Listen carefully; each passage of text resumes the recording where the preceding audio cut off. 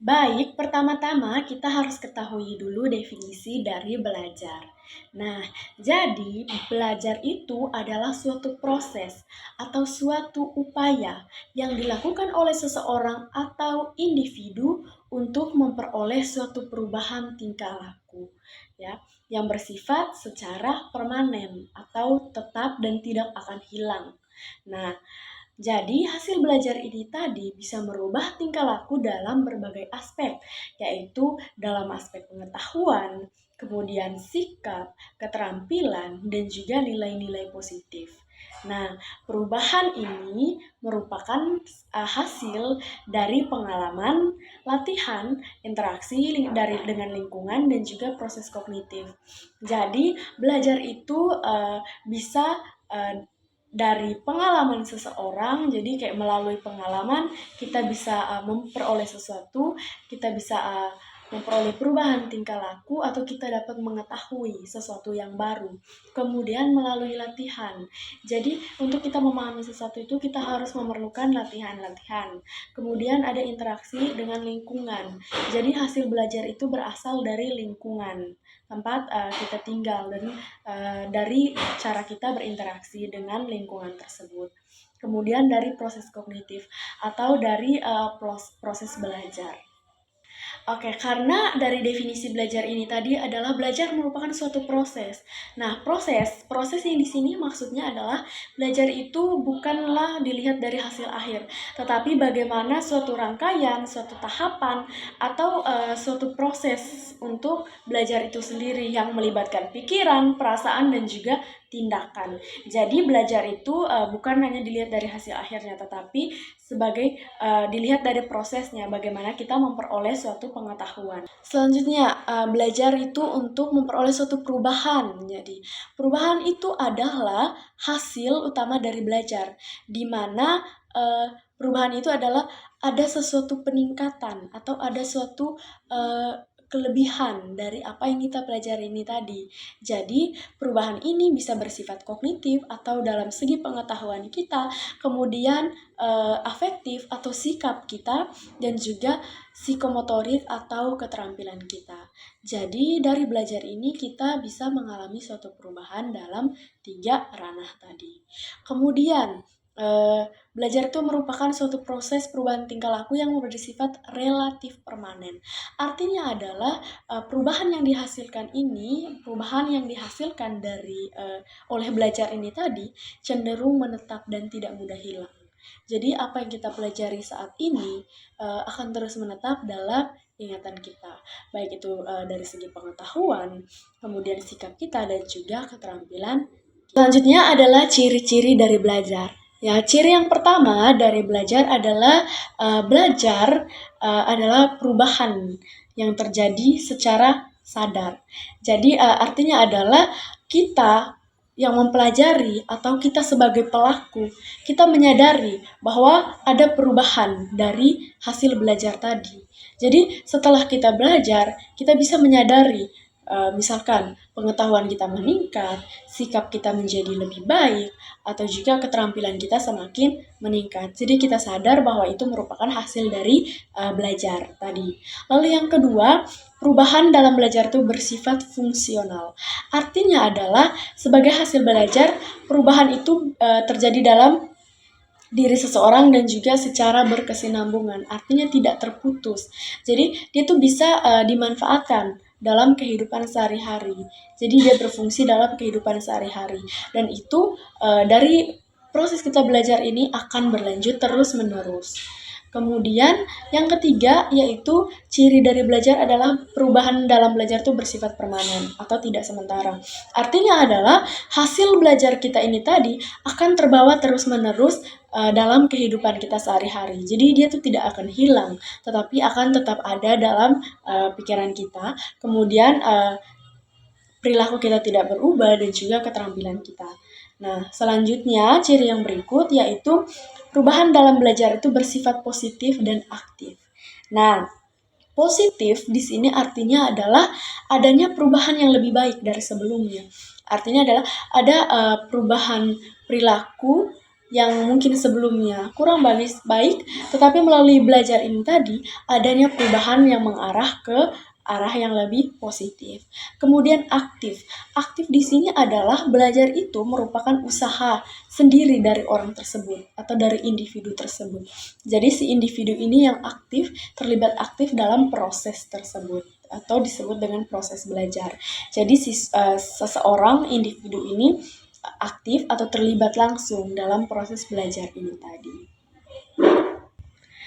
Nah, ciri yang berikut adalah perubahan dalam belajar bertujuan dan terarah.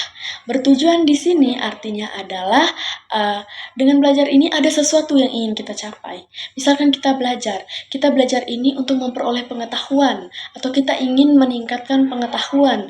Kemudian kita belajar ini untuk adanya perubahan tingkah laku kita menjadi lebih baik atau menjadi lebih positif. Kemudian untuk meningkatkan keterampilan kita.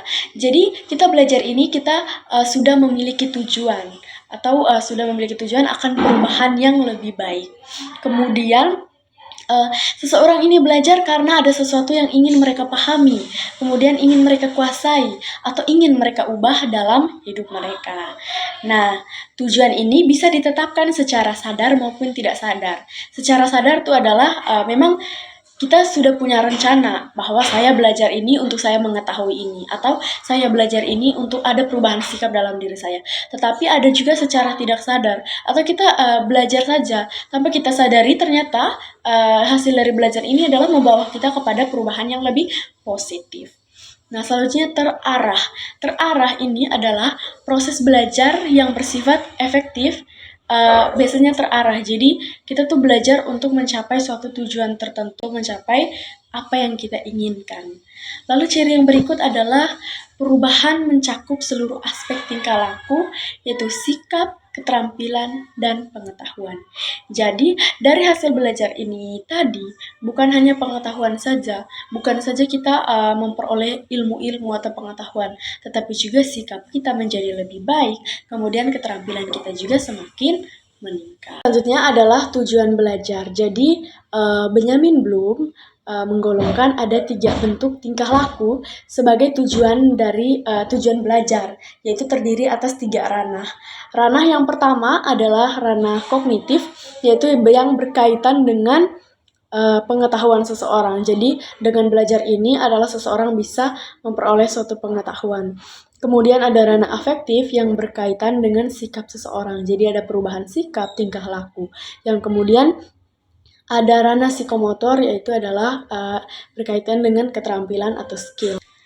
Selanjutnya yaitu jenis-jenis belajar. Jadi ada beberapa jenis belajar. Yang pertama itu adalah belajar berdasarkan pengamatan yang menggunakan indera seperti indera penglihatan, indera pendengaran, indera perasa, peraba, pengecap. Yang contohnya itu adalah kita bisa melihat sesuatu atau kita belajar berdasarkan apa yang kita lihat, kemudian kita belajar berdasarkan apa yang kita dengar, kemudian kita belajar berdasarkan apa yang kita rasakan atau kita raba. Contohnya adalah ketika kita melihat suatu kejadian yang ada di lingkungan kita. Jadi kita bisa menjadikan kejadian tersebut untuk sebagai suatu bagian dari proses belajar kita. Lalu jenis belajar yang kedua adalah belajar berdasarkan hafalan. Nah, belajar berdasarkan hafalan ini adalah cara belajar dengan cara mengulang-ulang suatu informasi yang bisa diingat persis tanpa perlu terlalu memahami maknanya. Jadi belajar hanya untuk menghafal atau kita berusaha untuk mengingat semua yang kita pelajari itu tanpa kita paham maknanya, tetapi kita hanya menghafal tulisannya saja. Kemudian tujuan belajar yang berikut adalah belajar berdasarkan gerak. Jadi belajar berdasarkan gerak ini mengacu pada kinestetik, yaitu belajar gaya belajar di mana individu itu belajar paling baik melakukan pengalaman fisik atau praktik langsung atau gerakan tubuh. Misalkan pembelajaran olahraga. Jadi pembelajaran ini tuh melibatkan aktivitas fisik.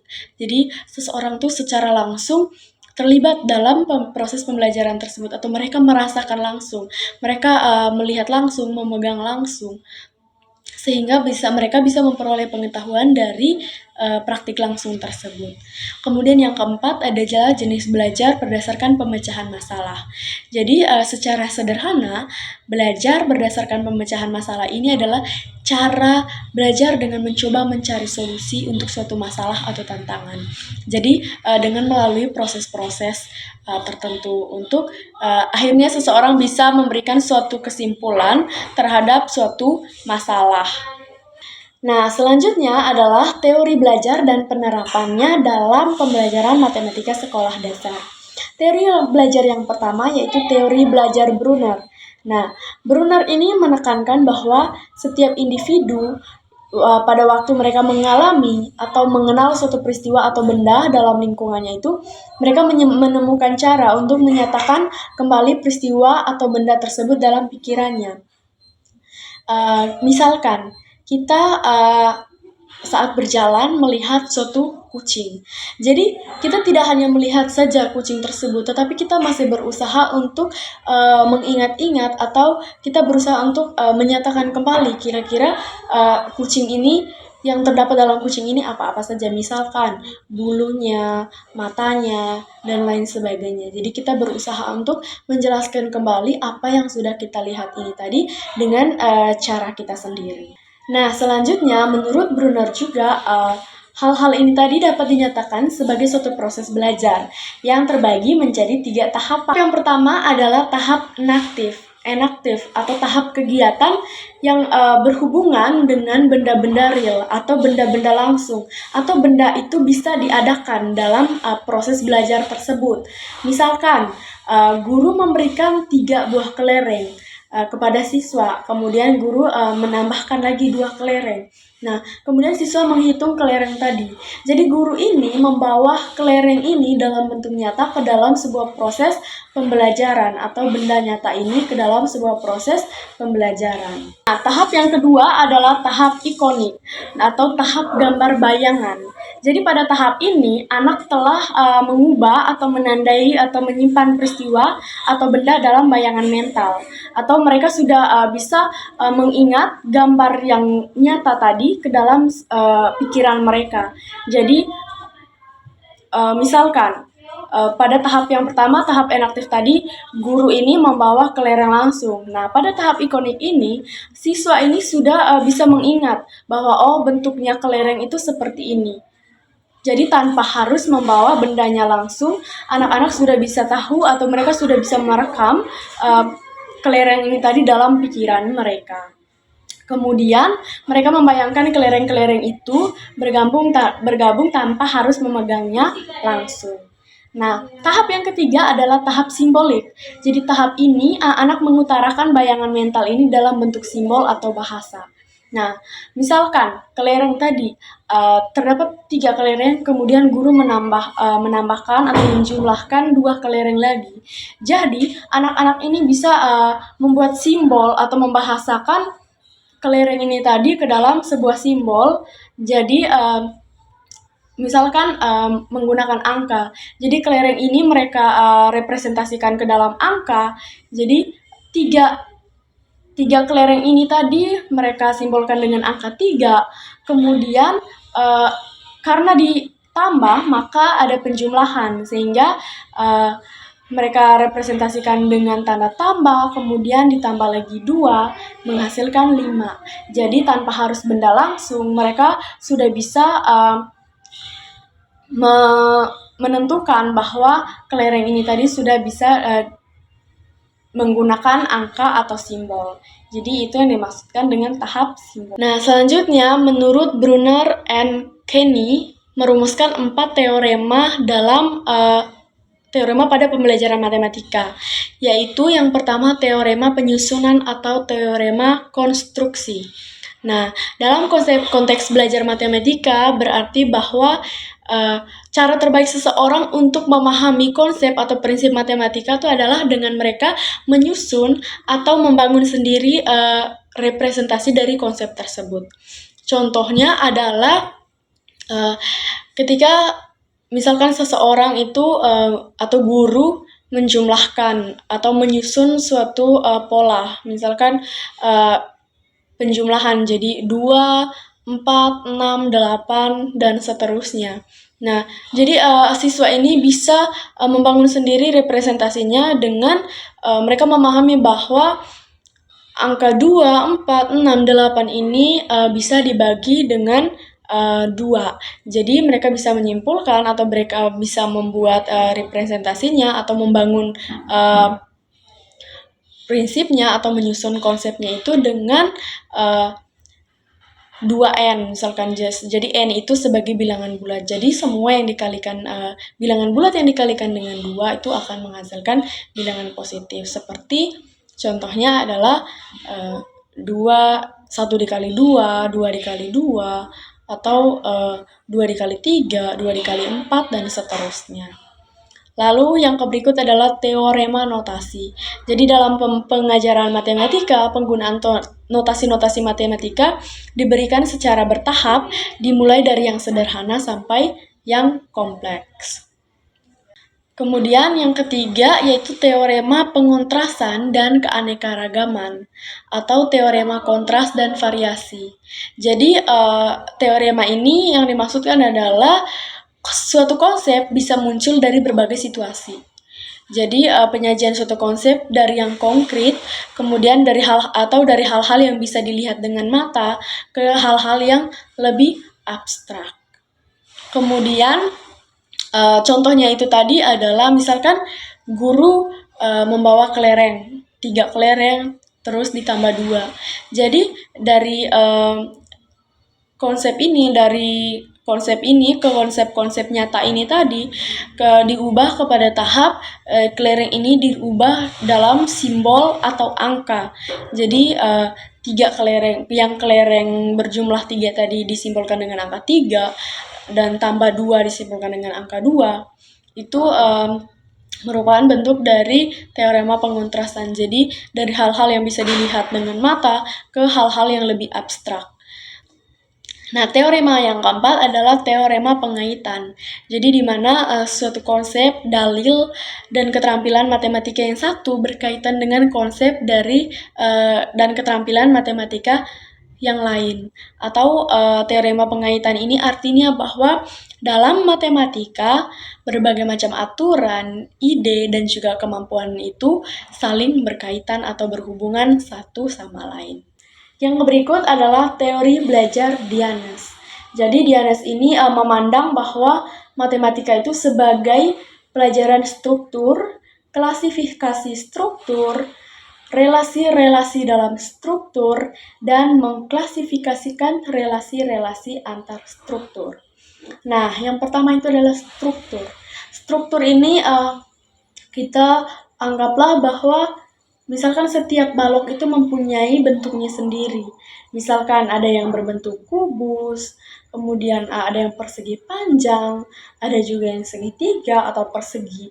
Jadi seperti itu juga konsep-konsep dalam matematika atau struktur matematika. Jadi ada angka, ada bentuk, dan juga ada aturan. Kemudian yang kedua adalah klasifikasi struktur. Jadi klasifikasi struktur ini secara sederhananya yaitu seperti kita bisa mengelompokkan balok-balok dengan bentuk yang sama.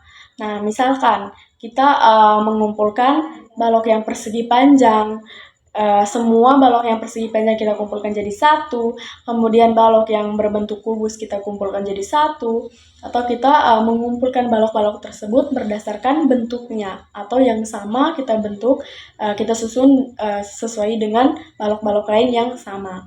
Nah, di matematika juga kita bisa mengelompokkan angka genap kita kelompokkan dengan angka genap, angka ganjil kita kelompokkan dengan angka ganjil, kemudian bentuk segi 4 kita kelompokkan dengan bentuk segi 4, dan juga bentuk lingkaran kita kelompokkan dengan bentuk lingkaran. Jadi itu yang disebut dengan klasifikasi struktur. Kemudian ada relasi-relasi dalam struktur atau hubungan-hubungan dalam struktur.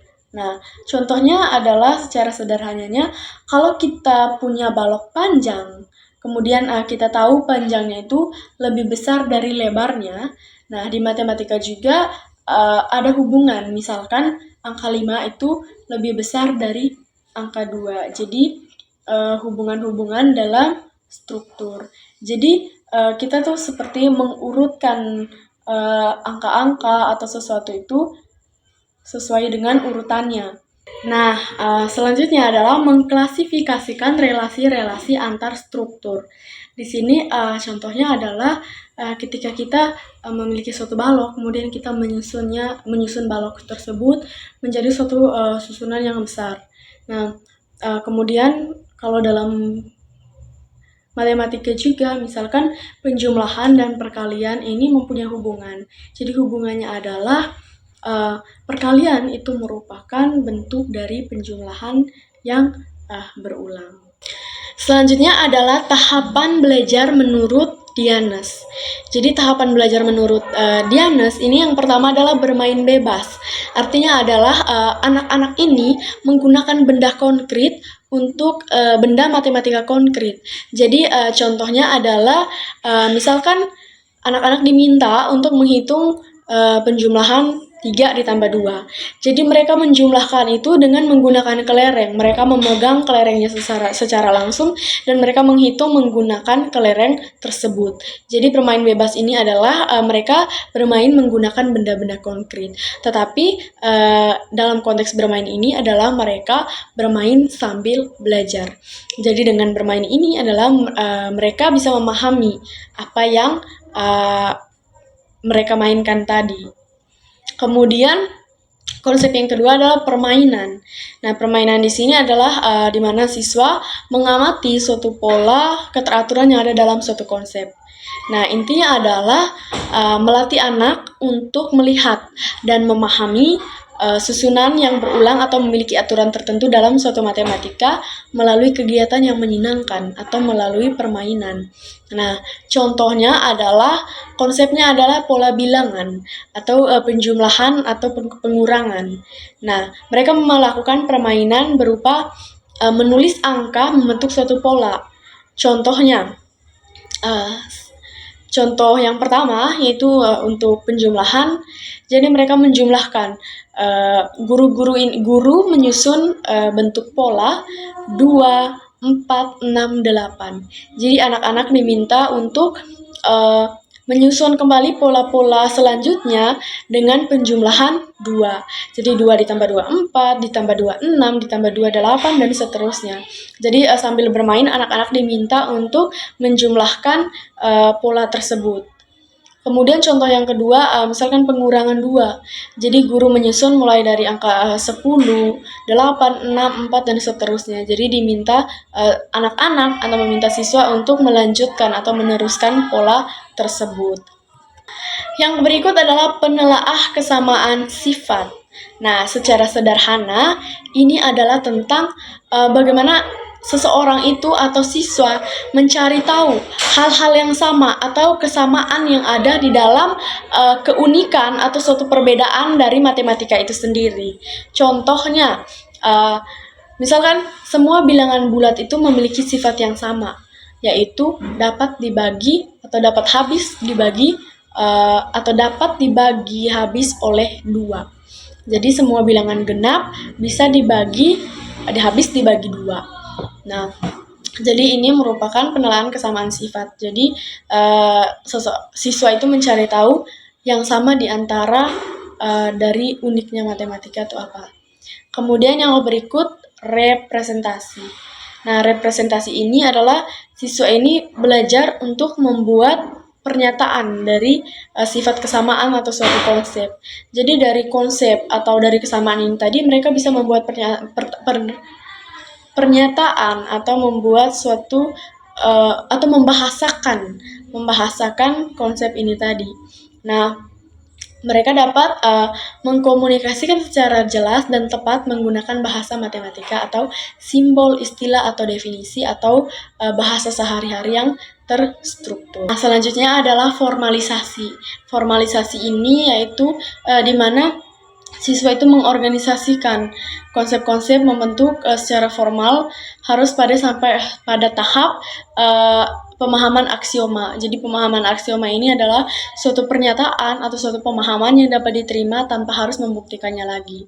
Kemudian sifat, aturan, dalil sehingga menjadi suatu struktur atau suatu sistem yang dibahas.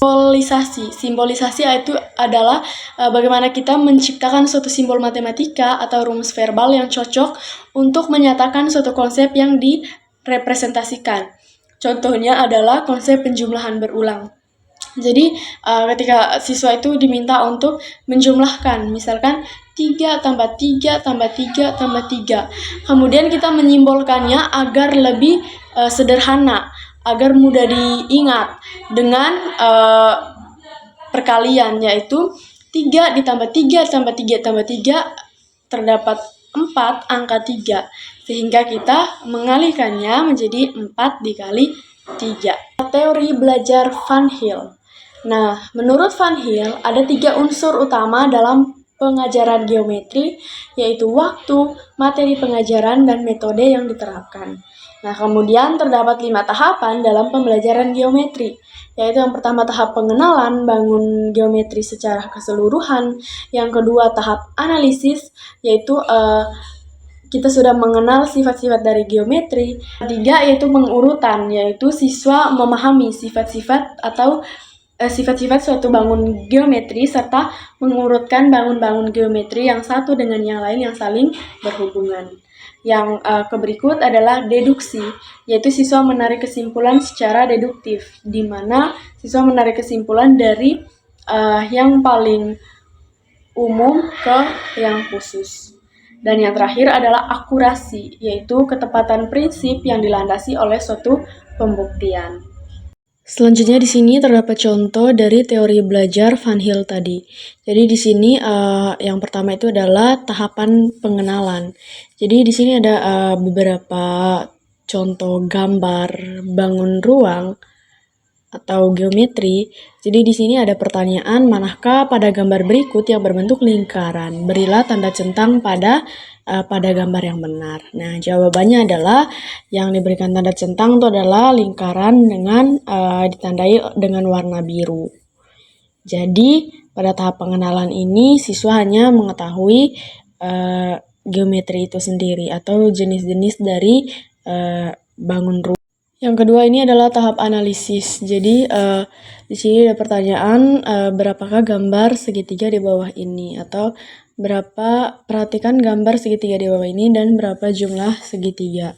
Lalu tahap yang ketiga yaitu tahap pengurutan, yaitu siswa memahami sifat-sifat satu bangun geometri serta mengurutkan bangun geometri yang satu dengan yang lain saling berhubungan.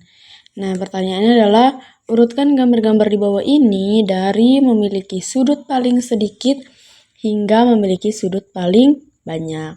Nah, kita lihat yang pertama yaitu segitiga siku-siku. Jadi sudutnya itu hanya ada 3. Kemudian persegi sudutnya ada 4. Dan segi 5 sudutnya ada 5. Jadi kita melihat di ujung-ujung itu merupakan sudut dari bangun geometri. Yang berikut adalah tahap deduksi. Jadi tahap deduksi ini adalah tahap siswa dapat memberikan suatu kesimpulan dari umum ke khusus. Nah, di sini kita tahu bahwa persegi memiliki 4 sisi yang sama panjang. Jika sebuah bangun datar adalah persegi, apa yang bisa kamu lakukan? Apa yang bisa kamu katakan tentang panjang sisi-sisinya? Di sini karena kita tahu bahwa definisi dari persegi adalah bangun datar segi 4 yang memiliki 4 sisi sama panjang, sisi A, B, C, dan D, dan 4 sudut siku-siku 90 derajat, maka jika sebuah bangun datar adalah persegi, kita dapat mengatakan bahwa keempat sisi dari bangun datar tersebut memiliki panjang yang sama. Selanjutnya adalah tahap akurasi atau ketepatan prinsip dilandasi suatu pembuktian. Dengan soal, perhatikan gambar persegi di bawah ini, diketahui bahwa semua sisi persegi memiliki panjang yang sama. Nah, jika sisi A, B panjangnya 5 cm, buktikan bahwa sisi CD juga panjangnya 5 cm. Dan jelaskan alasanmu. Nah, di sini jawabannya adalah karena ABCD adalah persegi, maka berdasarkan definisi persegi adalah semua sisinya memiliki panjang yang sama. Jadi sisi A sama dengan sisi B, sama dengan sisi C, dan sama dengan sisi D. Jadi A ke B sama, B ke C sama, C ke D sama, D ke A juga sama. Nah, ini berarti panjang sisi AB sama dengan panjang sisi BC yang sama dengan panjang sisi CD dan sama dengan panjang sisi DA. Berarti A ke B 5 cm, B ke C 5 cm, C ke D 5 cm, dan D ke A 5 cm. Nah, karena panjang sisi AB diketahui adalah 5 cm dan semua sisi persegi sama panjang, maka panjang sisi CD juga harus 5 cm. Karena sisi dari persegi memiliki panjang yang sama.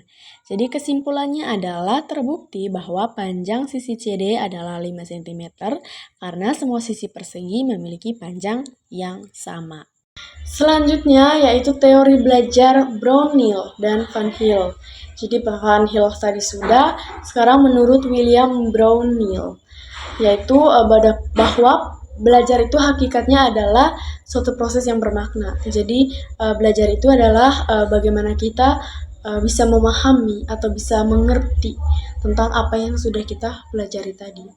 Nah, teori dari pengertian dari William Brownell ini tadi didukung oleh teori drill dari Thorndike, yaitu bahwa untuk memahami sesuatu kita harus terus belajar atau kita harus melakukan pengulangan dalam satu belajar agar apa yang kita pelajari itu akan tetap kita ingat dan tetap berkelanjutan dalam ingatan kita. Yang terakhir adalah teori belajar Gani. Jadi Gani ini menentukan dan membedakan 8 tipe belajar yang terurut kesukarannya, mulai dari yang paling sederhana sampai yang paling kompleks.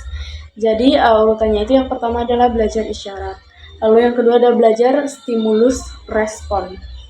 Kemudian ada belajar rangkaian gerak. Kemudian rangkaian verbal atau kata-kata atau bahasa. Kemudian belajar membedakan. Kemudian belajar konsep, belajar aturan, dan yang terakhir yaitu belajar pemecahan masalah. Oke, sekian saja pembahasan dari saya. Saya ucapkan terima kasih. Bye-bye.